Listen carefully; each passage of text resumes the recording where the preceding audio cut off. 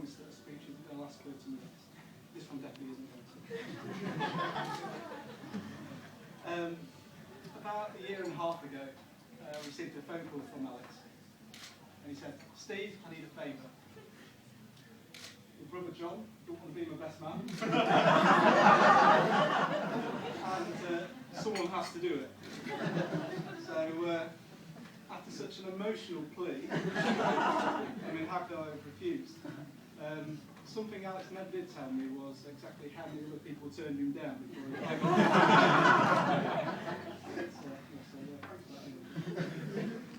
Okay, so later that week, I'm sure you remember, we met up for a celebratory drink at our local pub, and he was telling me about your plans for getting married, and Alex was convinced that Catherine was the girl for him.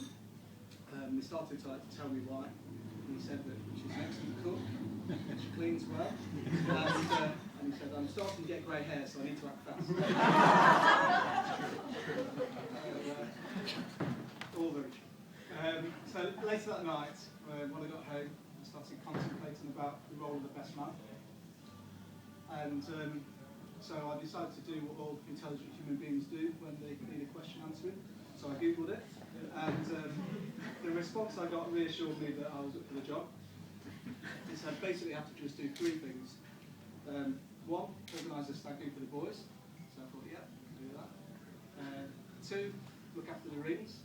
So successful one on that one today. And then thirdly, it said I have to slate the groom during the best man speech. So moving on to a little bit of history about Alex. We met about 15 years ago. Was introduced by good friend Bradley, who's over in the corner there. So thank you very much for that. And we was both all living down in Lincoln at the time. I was studying at sixth form, and Alex was at North Links College doing motor vehicle engineering.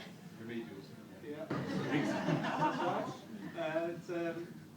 And when we was introduced, we had a quick chat, and it was clear that we shared like common interests together, such as beer, women, and football. So from there, kind of like our friendship blossomed. And I never forget Alex's pride and joy at that time in his life was his Volkswagen Golf.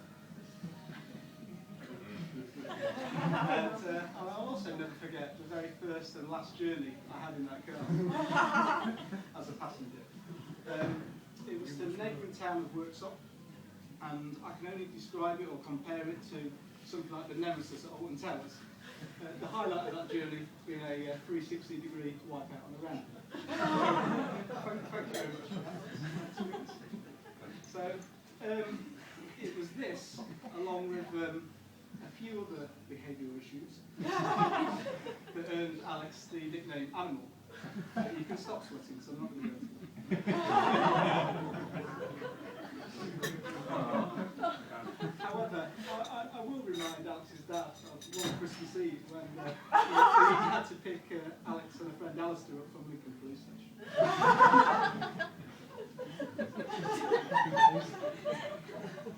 So, over the next couple of years, our friendship blossomed, and Alex gained a reputation for himself as being a little bit accident prone. He had an unfortunate, although somewhat predictable, road traffic accident. And in addition to that, whilst working at a local garage, Compton and Holt in Lincoln, he injured his hand under a car, or some description. So after suing them for all he could, he then decided to pack his bags and head to Nottingham for university life. It was, although we were 30 or 40 miles apart, we stayed good friends, and myself and the other lads from Lincoln would regularly go for nights out. But for Alex, whilst not studying, Alex was boozing, and whilst not boozing, Alex was participating in his other favourite pastime, which was throwing eggs at people from his bedroom window.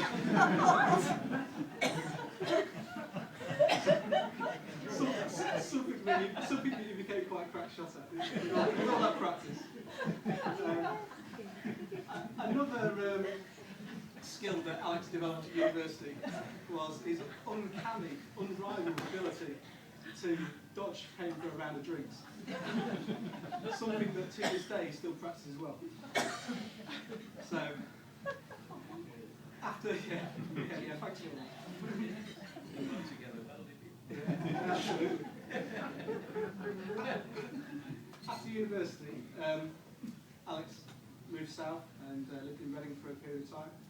And it was here that he began his quest to find Miss Right. Not Miss Right now. And so initially, he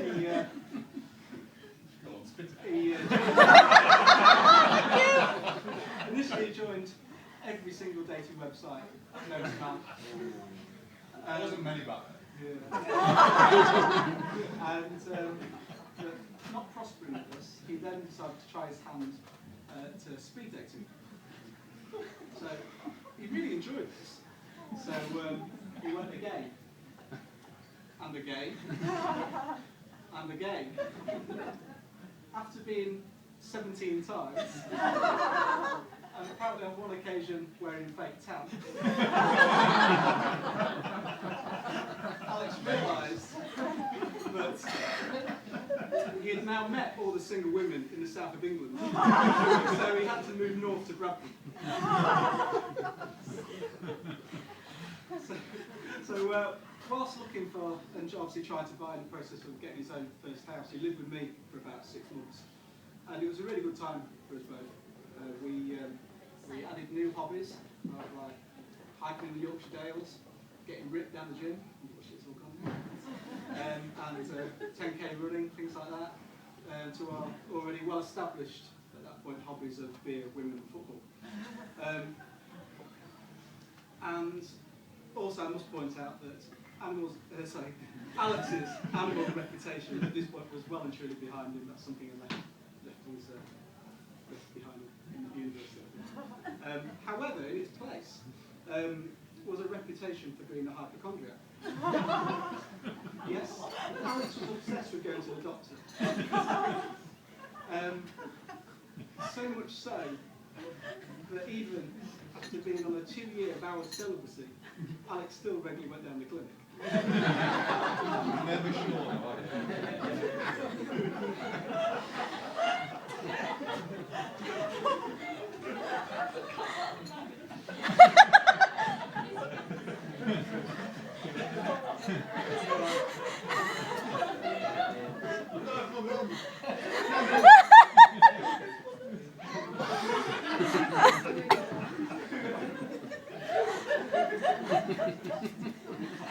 So we'll have to switch tables to somewhere else.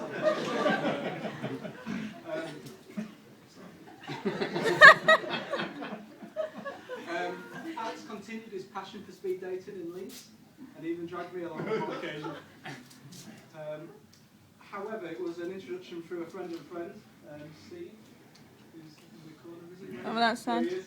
He's responsible for the final introduction between Alex and his Miss Right. So Alex had finally met Catherine. Some might say Lincoln lad, Neeks York's finest.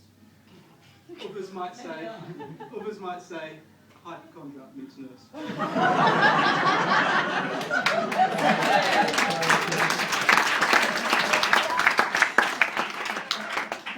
On a serious note,